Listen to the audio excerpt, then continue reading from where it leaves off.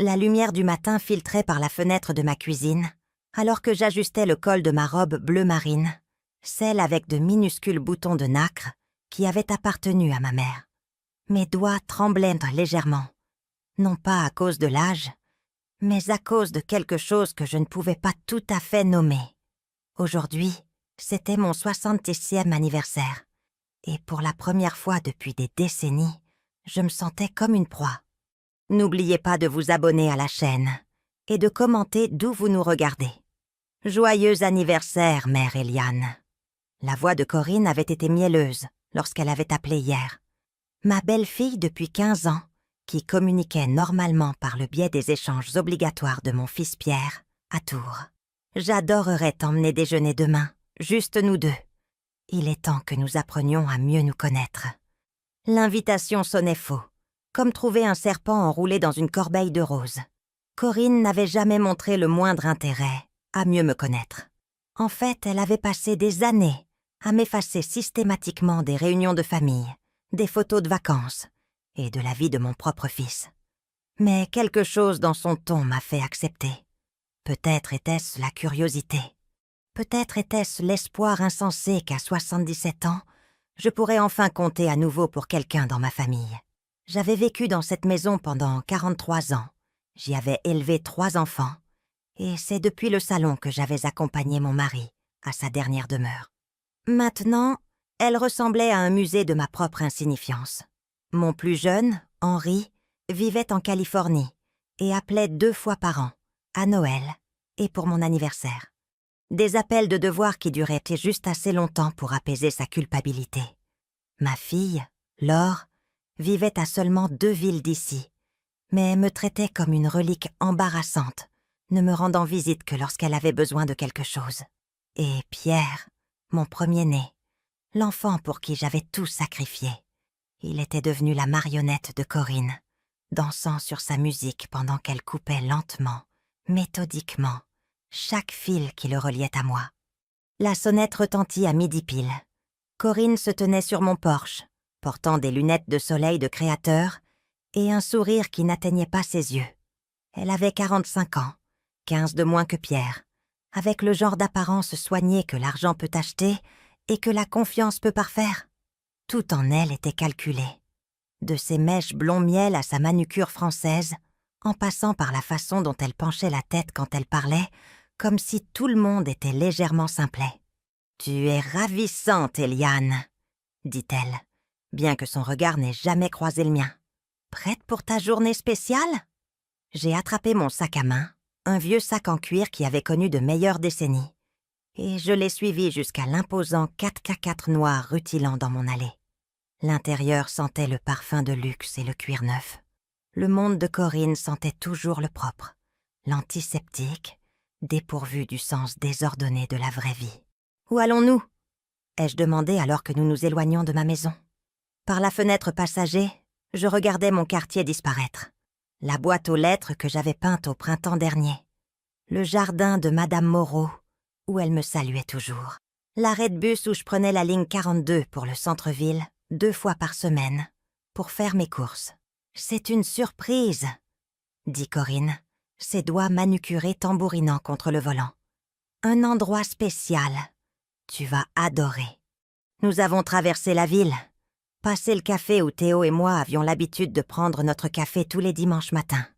Passé la bibliothèque où j'avais été bénévole pendant 20 ans. Passé la pharmacie où le jeune Félix demandait toujours de mes nouvelles et de mon arthrose, avec une réelle sollicitude. Puis nous avons continué à rouler, encore et encore. Les repères familiers de ma vie s'effaçaient, comme une vieille peau. Nous étions maintenant sur l'autoroute, en direction du nord, et quelque chose de froid s'installa dans ma poitrine. Ce n'était pas le chemin vers un restaurant que je connaissais. Les jointures de Corinne étaient blanches sur le volant, et elle n'avait pas parlé depuis 20 minutes. « Corinne !» dis-je, gardant ma voix stable malgré les sirènes d'alarme qui retentissaient dans ma tête. « Où allons-nous exactement ?» Elle me jeta un rapide coup d'œil, puis se reconcentra sur la route. « Je t'ai dit que c'était une surprise. » Nous roulons depuis plus d'1 heure. « Quel restaurant est si loin ?» Son rire sonna comme du verre brisé. Pas un restaurant, Eliane. Quelque chose de mieux. Quelque chose de permanent. Le mot flotta dans l'air entre nous comme une menace. Je sentis mon corps s'immobiliser, de la même manière qu'un lapin se fige lorsqu'il sent l'ombre du faucon. Chaque instinct que j'avais affiné au cours de 7 décennies de vie hurlait au danger. Mais je me forçais à réfléchir, à planifier.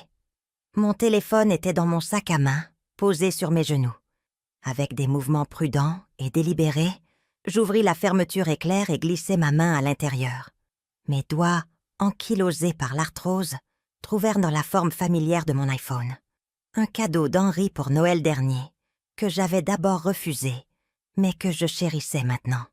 J'avais appris à envoyer des textos malgré la conviction de mes enfants que j'étais trop vieille pour la technologie. « C'est un endroit pour les femmes comme toi », continua Corinne, sa voix prenant ce ton horriblement condescendant qu'elle utilisait quand elle pensait être gentille. « Tu y seras en sécurité. On prendra soin de toi. Tu n'auras plus à te soucier d'entretenir cette grande maison, ni de cuisiner pour toi, ni, d'être seule. » Mon pouce trouva le bouton d'accueil du téléphone. L'écran s'alluma, et je l'orientai soigneusement pour que Corinne ne puisse pas voir. Des années d'anxiété nocturne m'avaient appris à naviguer sur cet appareil dans le noir, et la mémoire musculaire me guida maintenant. Message, conversation récente, le voilà. Maître Dubois, mon avocat, un homme bon qui s'était occupé de la succession de Théo et m'avait aidé avec certains arrangements au cours des derniers mois. J'ai tapé un seul mot. Maintenant. Le message partit avec un léger swoosh qui fut englouti par le bruit de la route. Corinne parlait encore. Quelque chose sur le fait que Pierre pensait que c'était pour le mieux, qu'ils avaient trouvé un charmant établissement, avec des activités, et d'autres femmes de mon âge, que je ne devais pas être têtue et accepter de l'aide. Mais je n'écoutais plus.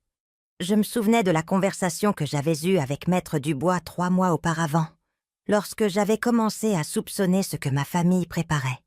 Les appels téléphoniques chuchotés qui s'arrêtaient quand j'entrais dans la pièce. La façon dont Pierre avait commencé à poser des questions pointues sur mes finances, mes médicaments, ma capacité à vivre de façon autonome.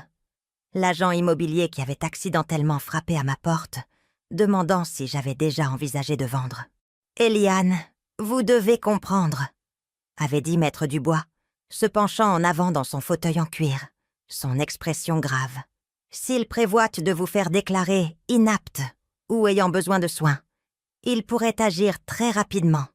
Ces choses peuvent arriver vite, surtout s'ils ont des professionnels de la santé qui appuieront leur dire.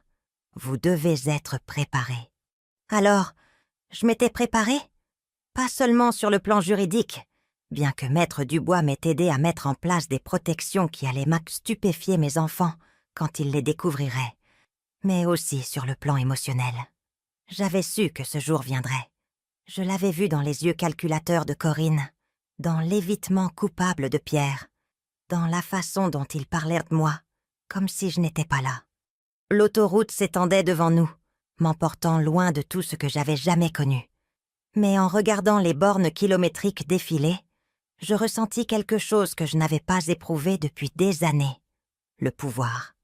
Ils se croyaient si malins, si prudents. Ils avaient sous-estimé la vieille dame sur le siège passager, de la même manière que les prédateurs sous-estiment toujours leur proie.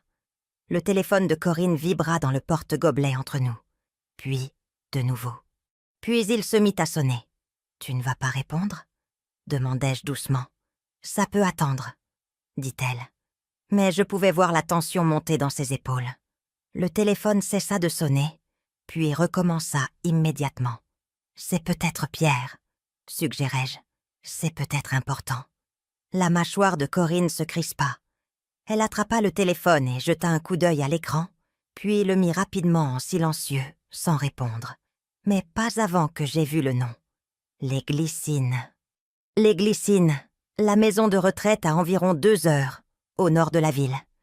La même où Madame Violette de mon club de bridge avait été envoyée par son fils l'année dernière contre son gré.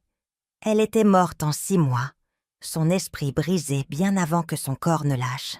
Le téléphone vibra avec un SMS. Les yeux de Corinne firent à la navette entre l'écran et la route, et je vis son visage blêmir. « Tout va bien, ma chère ?» demandai-je, laissant juste une pointe de douceur dans ma voix. Corinne ne répondit pas. Elle fixait son téléphone, la bouche légèrement ouverte, son masque soigneusement composé, se fissurant pour la première fois depuis que je la connaissais. Un autre texto arriva, puis un autre. Le 4x4 commença à ralentir, et Corinne s'arrêta à la prochaine sortie. Ses mains tremblaient maintenant, alors qu'elle lisait les messages qui inondaient son téléphone. Elle me regarda, et pour la première fois, en 15 ans, je vis la peur dans ses yeux. « Eliane, » dit-elle lentement, « qu'est-ce que tu as fait ?» Je souris. Un vrai sourire. Pas l'expression polie et vaincue que j'avais portée pendant des années pendant qu'il planifiait ma disparition. « Je me suis protégée, » dis-je simplement. Au loin, je pouvais entendre des sirènes. Les sirènes se firent plus fortes, alors que Corinne tripotait son téléphone, ses doigts parfaitement manucurés, glissant sur l'écran. 2 voitures de gendarmerie apparurent dans le rétroviseur, leurs gyrophares rouges et bleus peignant l'intérieur du 4x4 de couleurs alternées d'autorité et de justice. « Sortez du véhicule, madame. » La voix du gendarme était calme, mais ferme, alors qu'il s'approchait de la fenêtre de Corinne. Il était jeune, peut-être 30 ans, avec des yeux bienveillants qui me rappelaient mon petit-fils. Si mon petit-fils avait jamais pris la peine de me rendre visite. Le visage de Corinne était devenu cendré. « Agent, je ne comprends pas. Nous étions juste en train de... »« Madame, je dois vous demander de sortir du véhicule. Maintenant. » Alors que Corinne obtempérait sur des jambes tremblantes, le second agent vint à ma portière. « Madame Hatesh, je suis le gendarme Hanks. Est-ce que tout va bien ?»« Je vais parfaitement bien, merci. » J'acceptai la main qu'il me tendait et sortis sur la bande d'arrêt d'urgence. L'air d'automne était vif, portant l'odeur des feuilles mortes et autre chose. La liberté peut-être. Votre avocat, Maître Dubois, a contacté notre centrale il y a environ 30 minutes. Il a dit que vous étiez en danger potentiel et nous a fourni votre localisation. La radio du gendarme Hanks crépitait. Il est en route. Je regardais Corinne se faire interroger par le premier agent, son sang-froid se fissurant comme une vieille peinture.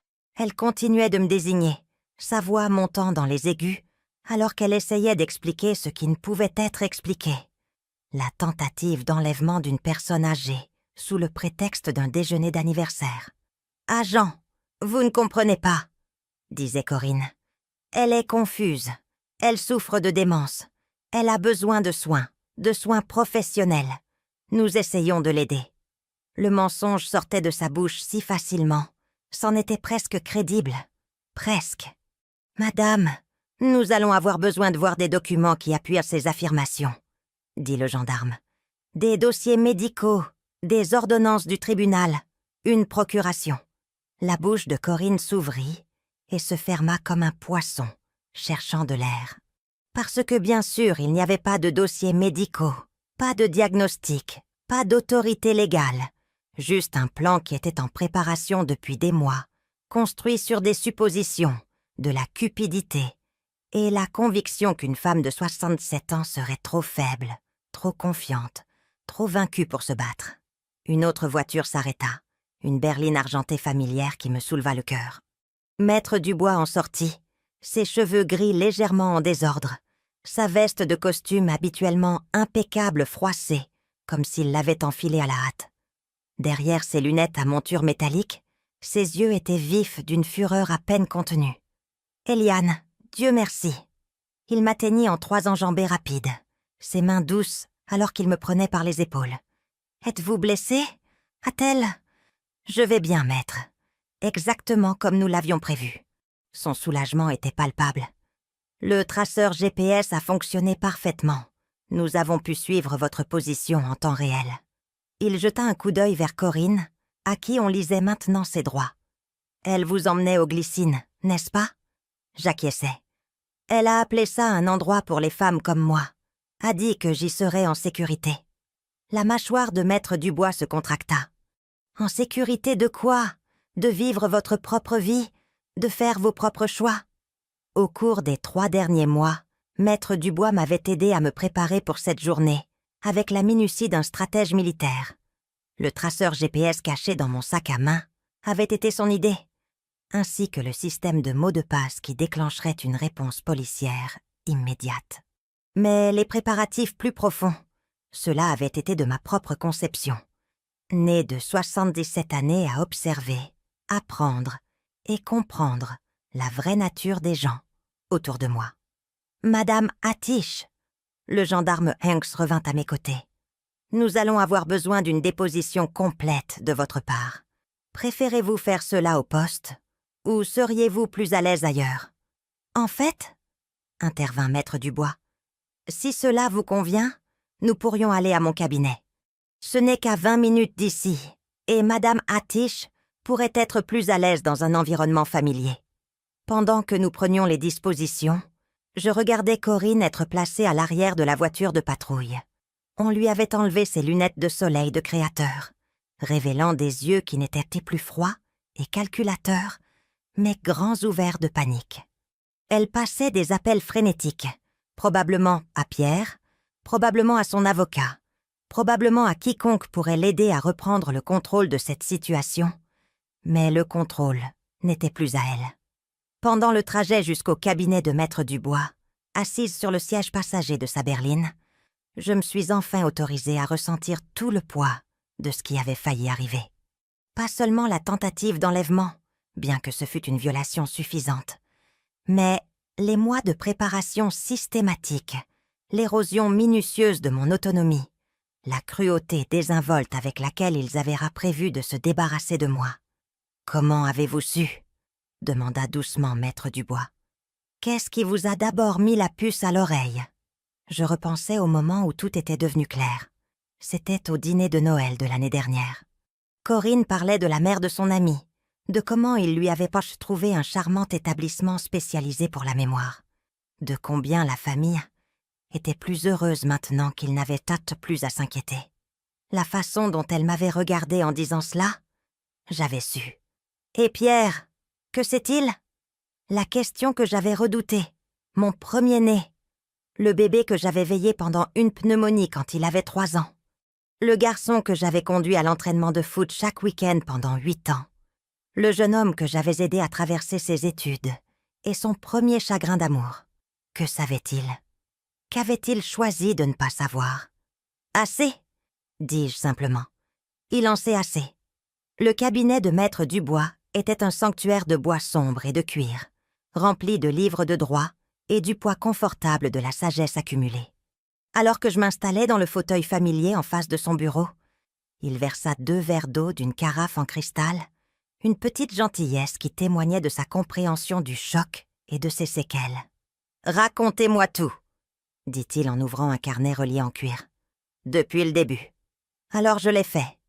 Je lui ai parlé de l'invitation inhabituelle de Corinne, du long trajet vers nulle part, de la prise de conscience écœurante que j'étais transportée comme une marchandise vers un endroit où je n'avais jamais accepté d'aller. Je lui ai parlé des appels aux glycines, de la mention désinvolte de Corinne sur le fait que ce serait permanent, de la façon dont elle avait parlé, comme si la décision avait déjà été prise sans mon avis ni mon consentement. « Et maintenant ?» demandai-je quand j'eus fini. Maître Dubois posa son stylo et se pencha en arrière dans son fauteuil. « Maintenant, Eliane, votre famille découvre ce que vous avez préparé, et je soupçonne qu'ils vont être très surpris. » Il avait raison. Bien sûr, au moment où Corinne fut libérée sous caution 3 heures plus tard, la nouvelle de son arrestation était parvenue à Pierre. Au moment où Pierre appela chez moi, la première fois qu'il appelait en 6 mois, j'étais déjà à la maison, ayant été ramené par un gendarme Hanks, très contrit, qui semblait personnellement offensé que quelqu'un ait pu essayer de faire du mal à une si charmante dame. Le téléphone sonna 17 fois ce soir-là. Je ne répondis pas. Mon portable vibrait constamment de textos. Je lus chacun d'eux avec l'intérêt détaché d'une anthropologue, étudiant une espèce particulièrement agressive. « Maman, s'il te plaît, appelle-moi. Il y a eu un malentendu. C'est entièrement la faute de Corinne. Je n'ai jamais voulu ça. Nous devons parler. Je passe te voir. » Maman, s'il te plaît, rappelle-moi. » J'éteignis le téléphone et me préparai une tasse de thé. Un Earl Grey, le bon que je gardais pour les grandes occasions. Aujourd'hui comptait comme une grande occasion, décidai-je. Aujourd'hui était le jour où j'avais sauvé ma propre vie. Assise dans ma cuisine, entourée de 43 ans de souvenirs, je pensais à la femme que j'étais ce matin. Effrayée, isolée, se préparant à être menée comme un agneau à l'abattoir. Cette femme me semblait maintenant une étrangère. Cette femme, celle qui tenait une tasse chaude entre ses paumes et planifiait son prochain coup avec une clarté cristalline, me semblait être celle que j'avais attendue toute ma vie de devenir. La sonnette retentit à 21h30, puis les coups commencèrent.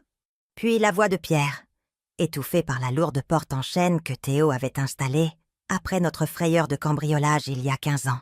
« Maman, je sais que tu es là. S'il te plaît, laisse-moi juste t'expliquer. » Je sirotais mon thé et ne dis rien. « Maman, Corinne a fait une erreur.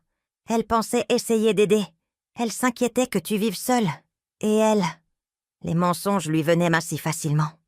Peut-être qu'il l'avait toujours fait et que j'avais simplement choisi de ne pas les entendre. « Maman, s'il te plaît, nous sommes une famille.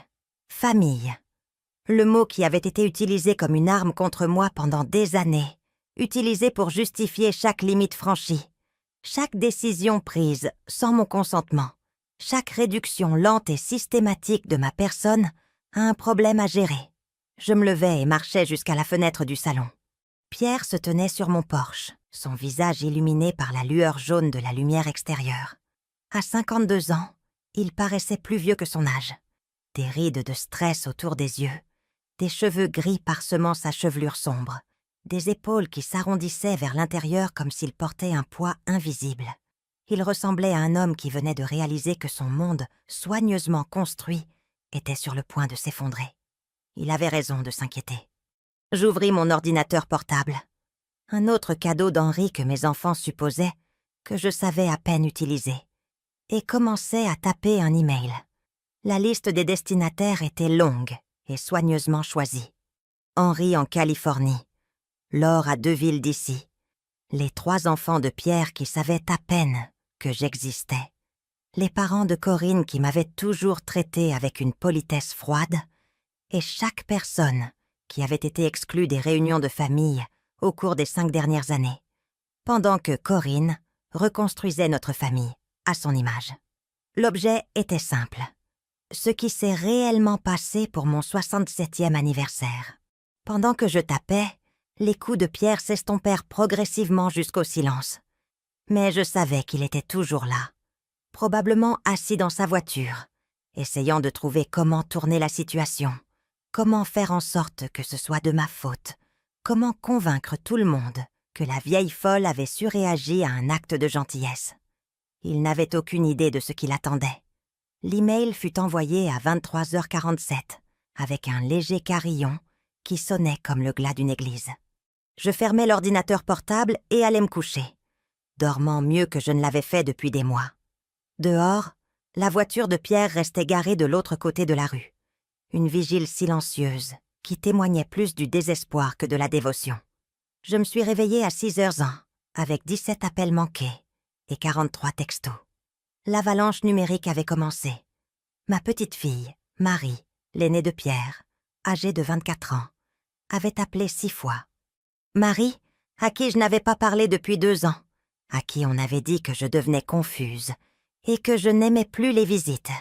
Son dernier texto, envoyé à 3h22, disait simplement « Mamie, je suis tellement désolée. Je ne savais pas. Je prends la route de Paris aujourd'hui. » La réponse d'Henri arriva de Californie à ce qui devait être 4h du matin, heure locale. « Bon sang, maman. Pourquoi ne m'as-tu rien dit? Je réserve le prochain vol. » Le message de Laure était, comme on pouvait s'y attendre, égoïste. « Maman, nous devons discuter de cela en privé avant que ça ne prenne des proportions démesurées. Pense à la famille. » La famille. Toujours la famille. Comme si je n'en faisais pas partie. Comme si mon enlèvement était un problème de relations publiques plutôt qu'un crime. Mais c'est le message de la mère de Corinne Martine, qui m'a le plus surprise. Eliane. Je suis mortifiée. Seth et moi n'avions aucune idée de ce que Corinne préparait. C'est impardonnable. Sachez que nous ne cautionnions pas tous ce comportement. J'ai fait du café et des toasts, de simples rituels matinaux qui semblaient révolutionnaires, après le chaos d'hier. Et j'ai passé en revue les réponses qui continuaient d'inonder mon téléphone. 23 personnes avaient répondu à mon email. 23 personnes qui connaissaient maintenant la vérité sur la gentillesse de Corinne et l'inquiétude de Pierre. 23 personnes qui comprenaient mieux que le récit qu'on leur avait servi, la pauvre Eliane confuse ayant besoin de soins professionnels, était un mensonge construit pour justifier l'injustifiable. À 8h01, la voiture de Marie s'est garée dans mon allée. Elle en est sortie, ressemblant trait pour trait à son père à son âge. Cheveux sombres, yeux sérieux, ce menton volontaire particulier qui était de famille. Mais contrairement à Pierre, elle a monté les marches de mon perron, avec détermination, plutôt qu'avec culpabilité. J'ai ouvert la porte avant qu'elle ne puisse frapper. « Mamie Eliane !» Sa voix se brisa sur mon nom, et soudain, elle avait 24 ans, allant sur 7. La petite fille qui m'aidait à faire des biscuits et suppliait pour une dernière histoire avant de dormir. Je suis tellement désolée, tellement désolée. Je l'ai laissée me serrer dans ses bras. Cette petite fille dont on m'avait dit qu'elle ne voulait plus me voir. Ses épaules étaient secouées par le genre de remords sincère que je n'avais pas entendu de son père depuis des années. « Que savais-tu » ai-je demandé quand elle s'est finalement reculée. « Rien, je te le jure, rien. Papa nous a dit que tu avais des problèmes de mémoire, que tu avais demandé à ne pas avoir de visiteurs, parce qu'il te troublait. Il a dit que le médecin recommandait un contact limité jusqu'à ce que tu sois plus stable. » Elle s'essuya les yeux avec le dos de sa main. « Mais après avoir lu ton email hier soir, j'ai appelé le cabinet du docteur Marchand. Ils ont dit que tu n'y avais pas été vue depuis plus d'1 an et que la dernière fois, tu étais parfaitement lucide. » Ah, alors ils avaient la pensée à tout. Ma famille aimante. De fausses préoccupations médicales pour justifier l'isolement, de fausses recommandations de médecins pour excuser l'abandon, la construction systématique d'un récit qui me peignait comme incompétente et eux comme des responsables réticents. « Ton père, » dis-je prudemment. « Que t'a-t-il dit à propos d'hier ?» Le visage de Marie se durcit d'une manière qui me rappela moi-même. Il a appelé à minuit en pleurant. A dit que Corinne avait fait une terrible erreur, qu'elle avait paniqué pour ta sécurité et pris une mauvaise décision. Il n'arrêtait pas de dire que ce n'était pas de sa faute, qu'il n'avait jamais voulu que ça aille aussi loin. « Et qu'en penses-tu » Elle me regarda droit dans les yeux. Un autre trait de famille, cette honnêteté sans faille, quand c'était important. Je pense que mon père est un lâche qui a laissé sa femme planifier de jeter sa propre mère dans une maison de retraite contre sa volonté. Et maintenant, il a peur parce qu'il s'est fait prendre. La clarté de la jeunesse. Parfois, elle va droit au cœur des choses, autour desquelles les adultes passent des années à danser. Nous avons passé la matinée à trier les réponses à mon email. Marie lisait chacune d'elles à haute voix, sa colère grandissant à chaque message de choc et de soutien de membres de la famille à qui on avait dit que j'étais trop difficile à visiter, trop instable pour un contact normal. À midi, Henri a appelé. La voix de mon plus jeune fils était tendue de fureur et d'épuisement. Il avait pris le vol de nuit de Los Angeles et était actuellement dans un taxi depuis l'aéroport. « Maman, j'ai appelé Pierre toute la matinée. Il ne répond pas. Il consulte probablement des avocats, dis-je, ou essaie de trouver comment rejeter la faute sur Corinne seule. C'est ce que tu veux, les voir poursuivis en justice ? La question que j'avais évitée, même dans mon propre esprit. Que voulais-je ? La justice, la vengeance, une simple reconnaissance du tort qu'ils avaient essayé de causer. Je veux qu'ils assument les conséquences de leur choix, dis-je finalement. Pour la première fois depuis des années, je veux qu'ils ressentent ce que c'est que d'avoir sa vie perturbée par les décisions de quelqu'un d'autre. À 14 ans, ma maison était devenue un improbable centre de commandement. Henri était arrivé avec son ordinateur portable, se lançant immédiatement dans des recherches sur les lois contre la maltraitance des personnes âgées et les violations des droits civils. Marie répondait aux appels de parents dont je n'avais pas eu de nouvelles depuis des années, qui voulaient, tous, soudainement s'assurer que j'allais bien et exprimer leur horreur face aux agissements de Corinne. Et puis, l'heure est arrivée. Ma fille se tenait dans l'embrasure de ma porte, l'air en tout point de la professionnelle de banlieue. Blazer impeccable, sac à main de luxe, le genre de maquillage soigné qui suggérait qu'elle s'était préparée à cela, comme à une réunion d'affaires, ce qui, connaissant Laure, était probablement le cas. Maman. Elle ne fit aucun geste pour me serrer dans ses bras, ne montra pas l'émotion brute qui avait caractérisé l'arrivée de Marie. Nous devons parler. Bonjour Laure. Entre, je te présente ta famille. La pique atteignit sa cible. La mâchoire de Laure se crispa, en réalisant qu'Henri et Marie, des personnes avec qui elle aurait dû se concerter au sujet de mes soins, entendaient me parler des événements d'hier pour la première fois par mon email, plutôt que par les canaux familiaux. Ça a pris une ampleur démesurée, dit Laure, s'installant dans le vieux fauteuil de Théo sans y être invitée. Corinne a fait une erreur. Oui, mais l'ébruiter à toute la famille élargie, créer ce genre de drame, ça n'aide personne. Un drame? La voix de Marie aurait pu couper du verre. Tante Laure, elle a été enlevée. Ne sois pas ridicule. Elle a été emmenée dans un établissement de soins contre son gré, sans son consentement, après qu'on lui a menti sur sa destination. L'intensité calme d'Henri était plus déstabilisante que des cris ne l'auraient en été. En termes juridiques, c'est un enlèvement. En termes humains, c'est impardonnable. Le sang-froid de Laure se fissura légèrement. Vous ne comprenez pas la pression que nous subissions. Maman était isolée, têtue pour accepter de l'aide, refusant de reconnaître qu'elle ne peut plus gérer cette grande maison. Lui avez-vous demandé ce qu'elle veut? L'interrompit Marie. Est-ce que l'un de vous a réellement demandé à mamie ce qu'elle veut pour sa propre vie? Le silence qui suivit fut une réponse suffisante. À 16h, Maître Dubois arriva avec une mallette pleine de documents et des nouvelles qui firent tard blêmir Laure. Le bureau du procureur a décidé d'engager des poursuites, annonça-t-il en installant sa carrure imposante sur une chaise de ma cuisine. Tentative d'enlèvement d'une personne âgée. Complot en vue d'une escroquerie. Ils prennent cela très au sérieux. Escroquerie? La voix de Laure était à peine un murmure. Maître Dubois ouvrit sa mallette et en sortit un épais dossier. Nous enquêtons sur les intérêts financiers de votre famille dans la situation d'Eliane depuis plusieurs mois. Les demandes d'informations immobilières, les tentatives d'accès à ses comptes bancaires, les conversations préliminaires avec les glycines sur les structures de paiement. Il regarda Laure droit dans les yeux. Quelqu'un planifie cela depuis longtemps et quelqu'un coordonne la logistique. Je regardais le visage de ma fille passer par le déni, la peur, et finalement, un calcul froid qui me rappela inconfortablement Corinne. « C'est du harcèlement », dit Laure. « Vous faites passer ça pour une sorte de complot. »« Parce que c'en était un », dis-je doucement. « Vous m'avez tous traité comme un problème à résoudre plutôt que comme une personne avec des droits, et maintenant vous en subissez les conséquences. » Laure se leva brusquement. Je ne participerai pas à cette chasse aux sorcières. Maman, quand tu retrouveras la raison et que tu réaliseras que tu as besoin de ta famille, tu sauras où me trouver.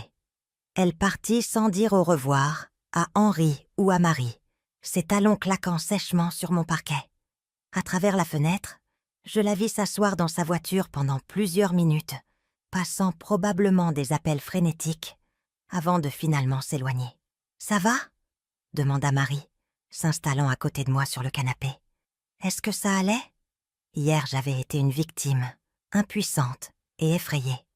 Aujourd'hui, j'étais entourée de gens qui se souciaient sincèrement de mon bien-être, prenant mes propres décisions concernant ma propre vie, regardant les personnes qui avaient essayé de se débarrasser de moi, s'agiter pour limiter les dégâts qu'elles avaient elles-mêmes causés.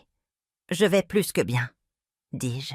« Je suis libre. » Ce soir-là, alors qu'Henri travaillait sur son ordinateur portable et que Marie préparait le dîner dans ma cuisine, le premier repas fait maison que je partageais avec ma famille depuis plus d'1 an, Pierre est enfin apparu à ma porte. Il avait l'air épouvantable. Ses vêtements étaient sans froissés, ses yeux rougis, ses cheveux habituellement parfaits en désordre. Quand j'ai ouvert la porte, il est tombé à genoux sur mon porche. « Maman, s'il te plaît, je t'en supplie, ça détruit ma vie. » J'ai regardé mon fils de 52 ans, l'homme que j'avais élevé pour être meilleur que ça, à genoux sur le même porche où il m'avait autrefois apporté des pissenlits en me déclarant son amour éternel. « Lève-toi, Pierre, » dis-je. Il le fit, une lueur d'espoir dans les yeux. « Maintenant, dis-moi, » continuai-je. « Quand exactement comptais-tu me laisser prendre la décision concernant ma propre vie ?» La bouche de Pierre s'ouvrit et se ferma sans un mot, comme un homme qui se noie en eau peu profonde. Derrière moi, j'entendais la frappe d'Henri sur son clavier, et le grattement de sa chaise s'arrêtait. Ma question flottait dans l'air du soir, simple et dévastatrice. « Maman, Nous pensions... » Il passa ses mains dans ses cheveux, un geste que je me rappelais de son enfance, lorsqu'il avait été pris en flagrant délit de mensonge. « Tu semblais si seule, si isolée. La maison est trop grande pour toi, et nous étions inquiets. »« Arrête !» Le mot sortit plus sec que je ne l'avais prévu, mais il eut l'effet escompté. Pierre se tut. « Je n'ai pas demandé tes justifications. J'ai demandé quand tu comptais me laisser choisir mon propre avenir. Nous allions t'en parler. Quand ? Après que vous ayez déjà pris les dispositions ? Après que vous ayez déjà versé l'acompte aux glycines ? » Je m'approchai, et il recula instinctivement. « Je suis au courant de l'acompte, Pierre. 5 000 € versés, il y a 6 semaines. Comptais-tu me consulter avant ou après avoir encaissé mon assurance vie pour couvrir les frais mensuels ?» Son visage devint cendré. « Comment savais-tu ça aussi ?» Je souris, mais il n'y avait aucune chaleur. Parce que, contrairement à toi, je fais attention à mes propres affaires financières. Contrairement à toi, j'ai passé les 3 derniers mois à me préparer pour exactement cette conversation. De l'intérieur de la maison, j'entendis la vive inspiration d'Henri et le bruit de sa chaise, alors qu'il se levait. Marie apparut dans l'encadrement de la porte derrière moi, son jeune visage dur d'une colère qui la faisait ressembler de façon surprenante à Théo, dans ses moments les plus redoutables. « L'assurance vie de papy », dit-elle lentement, la compréhension se faisant jour dans sa voix. « C'est ça que vous visiez. C'est pour ça, la maison de retraite. » Les épaules de Pierre s'affaissèrent. « Marie, ma chérie, tu ne comprends pas les complexités. Je comprends que tu as essayé de voler ta propre mère, » dit-elle sèchement. « Je comprends que tu comptais la parquer pour mettre la main sur son argent. Ce n'est pas voler si c'est pour ses soins. Des soins auxquels elle n'a jamais consenti. » La voix d'Henri venait du salon, tendue d'une fureur à peine contenue. « Bon sang, Pierre, est-ce que tu t'entends ?» Je regardais mon fils aîné réaliser que ses justifications soigneusement construites s'effondraient autour de lui. Le récit qu'il avait bâti, des enfants inquiets prenant des décisions difficiles, mais nécessaires pour un parent vieillissant, était exposé pour ce qu'il était vraiment, de l'opportunisme financier déguisé en devoir filial. « De combien avais-tu besoin ?» demandai-je doucement. « Quoi ? L'argent ? De combien avais-tu besoin ?» Je gardais ma voix égale, presque conversationnelle. « Qu'est-ce qui t'a poussé à planifier l'élimination de ta propre mère ?» Le visage de Pierre passa par plusieurs émotions, avant de se fixer sur une sorte d'honnêteté défaite. « L'entreprise va mal. Depuis 2 ans. Les dépenses de Corinne... Nous avons hypothéqué la maison, épuisé les cartes de crédit. L'argent de l'assurance nous aurait donné assez pour recommencer. Et ma retraite, ma pension, celle-ci serait allée aux glycines, je suppose, me gardant parqué jusqu'à ce que l'assurance vie soit versée. » Il acquiesça misérablement. Je sentis quelque chose de froid et de final s'installer dans ma poitrine. Pas de la colère. La colère était chaude et immédiate. C'était autre chose. La clarté peut-être. La certitude absolue qui vient quand on voit enfin quelqu'un exactement tel qu'il est, sans le voile obscurcissant de l'amour, de l'espoir ou de l'aveuglement volontaire. « Marie, » dis-je sans quitter Pierre des yeux, « voudrais-tu, s'il te plaît, m'apporter le dossier de mon bureau ? Le rouge. Marie disparut dans la maison, revenant quelques instants plus tard avec le dossier que j'avais compilé pendant des mois. Je l'ouvris et en sortis une seule feuille de papier. Un relevé bancaire montrant un solde qui fit écarquiller les yeux de Pierre. « Surpris ?» demandai-je. « Ton père était un homme prudent, Pierre. Il a bien investi, économisé de manière constante et m'a laissé très à l'aise. Assez à l'aise pour entretenir cette maison pour le reste de ma vie. Assez à l'aise pour aider mes enfants et petits-enfants, s'ils en avaient besoin, s'ils avaient soif demandé. » Pierre fixa le chiffre sur la page. « Maman, si j'avais su que tu avais autant, je n'aurais jamais... » « Quoi? Tu n'aurais jamais essayé de me faire interner? Tu n'aurais jamais comploté avec ta femme pour m'enlever? Tu n'aurais jamais menti à mes petits-enfants sur mon état mental? » Je repris le relevé et le remis dans le dossier. « Ou tu aurais simplement demandé l'argent directement. »« J'avais honte, » murmura-t-il. « Je ne voulais pas que tu saches quel échec j'étais devenu. »« Alors, à la place, tu as décidé de me faire disparaître. » Henri apparut à côté de Marie, son ordinateur portable sous le bras. Mon plus jeune fils ressemblait à un procureur se préparant pour sa plaidoirie finale. « Pierre, j'ai passé la journée à examiner les finances de maman. Elle n'est pas seulement à l'aise, elle est assez riche pour vivre de manière indépendante pendant des décennies. Assez riche pour engager les meilleurs soins privés si jamais elle en a besoin. Assez riche pour faire ses propres choix sur son propre avenir. Mais elle est seule, dit désespérément Pierre. Elle n'a pas d'amis, ne socialise pas. Parce que Corinne l'a systématiquement coupée de tout le monde, lança Marie. Parce que vous avez passé 5 ans à l'isoler de la famille? Parce que vous lui avez fait croire qu'elle était un fardeau au lieu d'une personne qui valait la peine d'être connue? Je regardais mon fils absorber toute l'étendue de ce qu'il avait fait. Pas seulement la tentative d'enlèvement, mais les années d'érosion émotionnelle qui l'avaient précédé.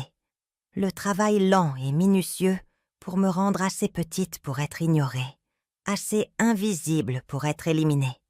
Les charges contre Corinne seront maintenues, dis-je. Maître Dubois pense qu'elle plaidera coupable, purgera probablement 4 mois. En tant que son co-conspirateur, tu pourrais faire face à des conséquences similaires. Maman, s'il te plaît. Mais je suis prête à te proposer un marché. L'espoir vacilla dans ses yeux, pathétique et désespéré. Tu vendras ta maison, continuai-je. Tu rembourseras chaque centime que tu as emprunté contre mes futurs soins. Tu suivras une thérapie, individuelle et de couple, pendant au moins 1 an. Tu écriras des lettres à chaque membre de la famille, à qui tu as menti sur mon état, expliquant exactement ce que tu as fait et pourquoi. D'accord, oui, n'importe quoi. Je n'ai pas fini. Ma voix portait l'autorité de 7 décennies d'expérience de vie, de leçons apprises et de sagesse acquise. Tu accepteras aussi que ta relation avec moi dépende de ton comportement à l'avenir. Plus de pardon automatique parce que nous partageons le même ADN. Plus d'accès présumé à ma vie parce que tu es mon fils. À partir de maintenant, tu gagnes ta place dans mon monde. Maman, je comprends. Je ferai tout ce que tu veux. Ce que je veux, dis-je, c'est que tu comprennes que je ne suis pas ton héritage. Je ne suis pas ton plan de retraite. Je ne suis pas un problème à gérer ou un fardeau à déplacer.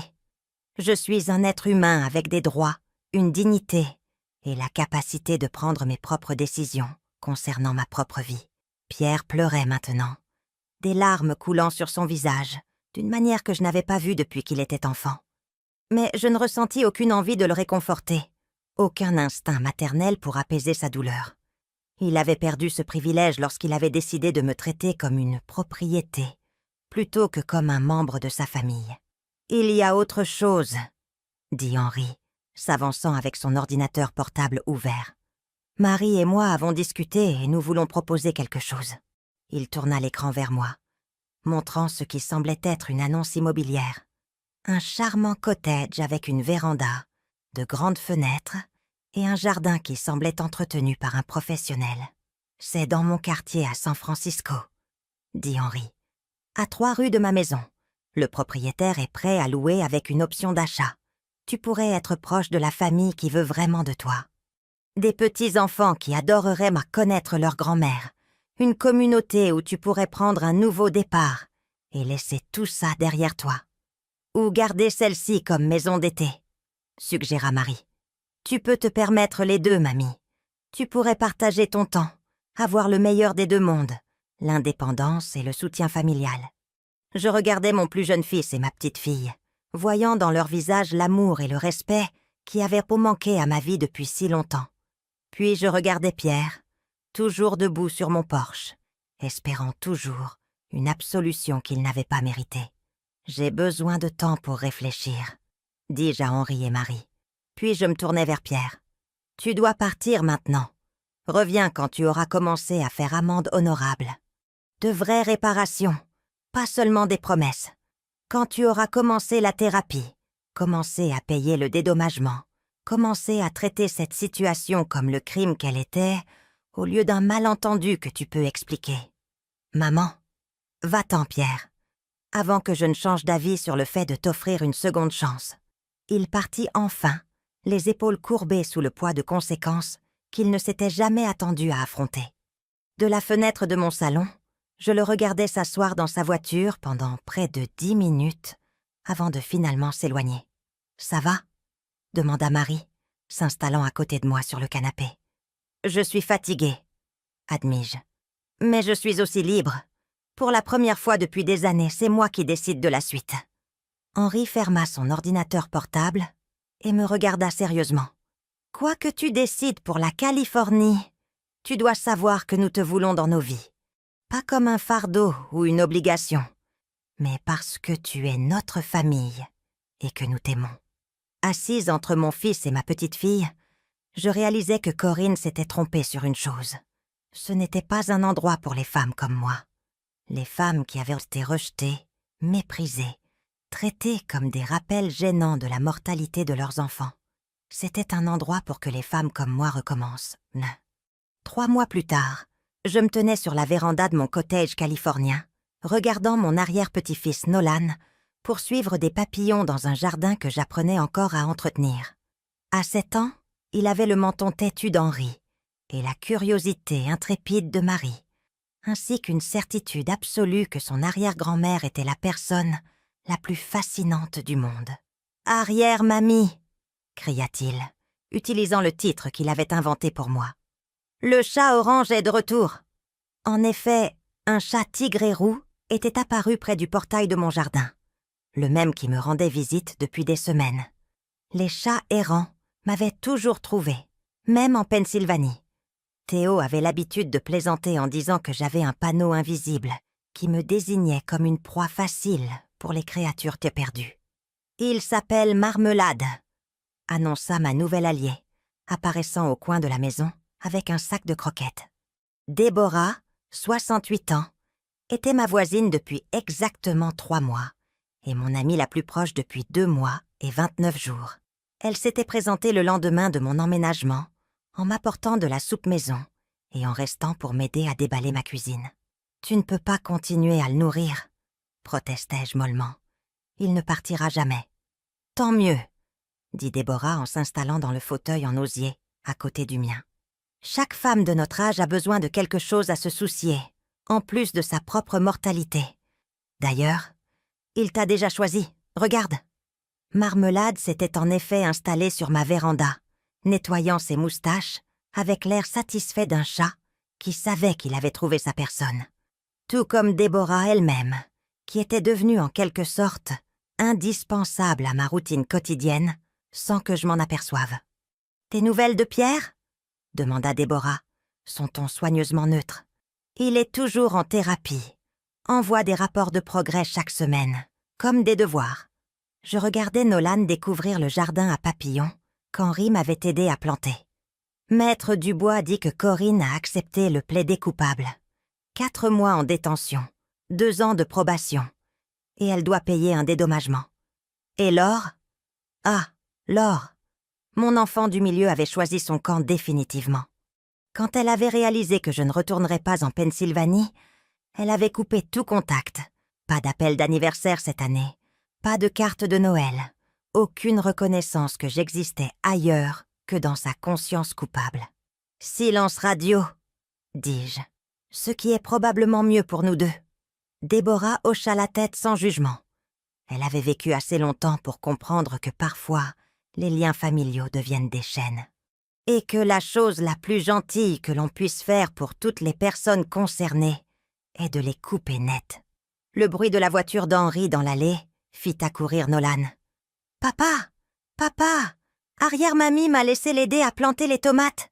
Et il y a un chat, et Madame Déborah a fait des biscuits. » Henri sortit de sa Tesla, l'air en tout point du dirigeant de la tech à succès, mais son visage s'illumina d'une joie sincère à la vue de l'excitation de son fils. À 45 ans, mon plus jeune avait trouvé l'équilibre parfait entre la réussite professionnelle et la dévotion familiale, une leçon que ses frères et sœurs aînés n'avaient jamais apprise.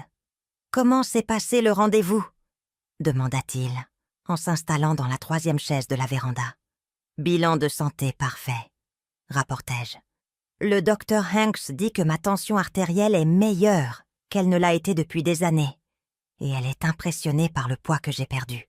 Le style de vie californien, observa Déborah. Promenade sur la plage, légumes frais du marché, et aucun membre de famille toxique pour empoisonner votre système. Henri rit.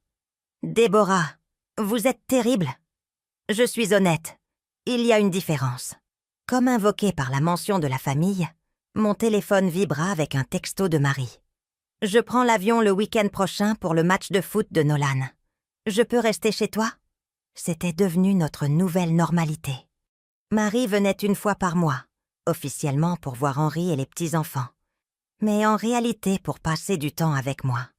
Elle était devenue la petite fille que je n'avais jamais eu la chance de connaître, féroce, drôle et absolument déterminée à rattraper le temps perdu. « Marie vient pour le week-end », annonçai-je. « Bien », dit Henri. « Elle a mentionné qu'elle voulait te parler de quelque chose. Quel genre de quelque chose ? Le genre qu'elle devrait te dire elle-même. » Alors que le soir approchait, Déborah retourna à son propre cottage avec la promesse de venir voir Marmelade plus tard. Henri récupéra Nolan pour son bain et son coucher, me laissant seule sur la véranda, avec mes pensées et le chat qui m'avait apparemment adopté. Mon téléphone sonna. L'appel hebdomadaire de Pierre, ponctuel comme une horloge depuis que son monde s'était effondré. « Salut, maman !» Sa voix portait encore le poids de la honte. Mais il y avait autre chose maintenant, aussi, une sorte de soulagement épuisé, comme si la confession l'avait enfin libéré pour être honnête. « Comment vas-tu, Pierre ?»« Mieux, je crois. Le thérapeute dit que je fais des progrès. Corinne et moi nous séparons. Probablement, définitivement. » Je ne ressentis aucune satisfaction à cette nouvelle, juste une tristesse lointaine pour les décombres d'une vie construite sur de fausses fondations. Je suis désolée d'entendre ça. Ne le sois pas. C'est la bonne chose à faire. Elle n'était pas... Nous n'étions pas bons l'un pour l'autre, ni pour personne d'autre. Il marqua une pause. J'ai réfléchi à ce que tu as dit sur le fait de gagner ma place dans ta vie. Et je veux te rendre visite. Pas pour demander pardon, je sais que je ne le mérite pas encore. Juste pour voir où tu es maintenant, pour comprendre qui tu es devenu sans nous pour te tirer vers le bas. L'ancienne Eliane aurait dit oui, immédiatement, reconnaissante pour la moindre miette d'attention de son premier-né. La nouvelle Eliane examina la demande avec soin. « Tu peux venir », dis-je finalement. « Mais tu resteras à l'hôtel, et tu viendras parce que tu veux me connaître, pas parce que tu as besoin de quelque chose de moi. Je comprends. Merci, maman, de me donner une autre chance. » Après avoir raccroché, je suis restée assise dans le crépuscule naissant, caressant la fourrure de Marmelade chauffée par le soleil et pensant aux chances. Les secondes chances, les dernières chances. Les chances que nous nous donnons lorsque nous arrêtons enfin d'attendre la permission des autres pour vivre notre propre vie. Mon téléphone vibra avec un autre texto. Celui-ci d'un numéro que je ne reconnaissais pas. « Madame Hattish, c'est Anne Hanks, la fille du docteur Hanks. Ma mère a mentionné que vous cherchiez des opportunités de bénévolat. Seriez-vous intéressé pour aider avec notre programme d'alphabétisation ? Nous travaillons avec des familles immigrées et nous aurions vraiment besoin de quelqu'un avec votre patience et votre expérience. » Je fixai le message, me souvenant de la femme que j'étais il y a 6 mois, isolée, invisible, attendant d'être éliminée comme un meuble indésirable. Cette femme n'aurait jamais imaginé être assise sur une véranda californienne, recherchée pour ses compétences et son expérience, plutôt que gérée pour ses supposées déficiences. « Oui, » tapai-je en retour. « J'adorerais aider. » Le lendemain matin, amena Marie, arrivant plus tôt que prévu avec son énergie tourbillonnante habituelle et une brassée de fleurs de la boutique de cadeaux de l'aéroport. « Mamie !» Elle m'entraîna dans une étreinte qui sentait le café d'avion et le parfum de luxe. « Tu es magnifique! La Californie te va bien! »« De quoi voulais-tu me parler ?» demandai-je alors que nous nous installions dans la cuisine avec du café frais et les restes de biscuits de Déborah. L'expression de Marie devint sérieuse. « J'ai réfléchi à ce qui s'est passé, à toutes les années que nous avons perdues, à cause des mensonges qu'on nous a racontés sur toi. Et j'ai réalisé quelque chose. Il y a probablement d'autres personnes dans des situations similaires. Des personnes âgées, isolées, manipulées, coupées de leur réseau de soutien. Et je veux créer une association. Aide juridique, soutien, peut-être même une ligne d'écoute pour les personnes qui soupçonnent que leurs proches se font abuser. » Elle se pencha en avant, ses yeux brillants de passion. « Je veux utiliser ce qui t'est arrivé pour aider d'autres personnes. Mais j'ai besoin de ta permission d'abord. » Je posai ma tasse de café, submergée par l'ampleur de ce qu'elle proposait. « Marie, c'est extraordinaire. Est-ce que c'est un oui ? C'est un putain de oui, » dis-je, et elle rit de mon langage. « Mais je veux être impliquée, pas seulement comme une histoire édifiante, mais comme une participante active. »« Vraiment ? Tu voudrais faire ça ? » ?»« Ma chérie, il y a 3 mois, je pensais que ma vie était finie. Maintenant, je découvre qu'elle ne fait peut-être que commencer. Nous avons passé le week-end à planifier. La formation en école de commerce de Marie se mariant parfaitement avec mes 7 décennies d'expérience pratique. Le dimanche soir, nous avions les bases de quelque chose qui pourrait vraiment aider les gens. Un héritage construit, non pas sur l'amertume, mais sur la détermination de faire en sorte que ce qui m'est arrivé n'arrive pas à d'autres. Alors que Marie se préparait à partir, elle me serra fort dans ses bras. « Je t'aime, mamie. J'aime qui tu es maintenant. Et j'aime qui tu as toujours été, sous toutes les manières dont ils ont essayé de te diminuer. Je t'aime aussi, ma chérie. » Cette nuit-là, alors que je me préparais à me coucher dans ma propre maison, dans ma propre chambre, faisant mes propres choix sur ma propre vie, j'ai aperçu mon reflet dans le miroir. La femme qui me regardait avait 67 ans, les cheveux argentés et marqués par les rides qui viennent d'une vie authentique plutôt que d'une simple survie. Elle était aussi puissante d'une manière qu'elle ne l'avait jamais été auparavant. Pas le pouvoir qui vient du contrôle des autres, mais le pouvoir qui vient de la souveraineté absolue sur sa propre existence. Marmelade apparut à la fenêtre de ma chambre, ayant apparemment appris la disposition de son nouveau territoire.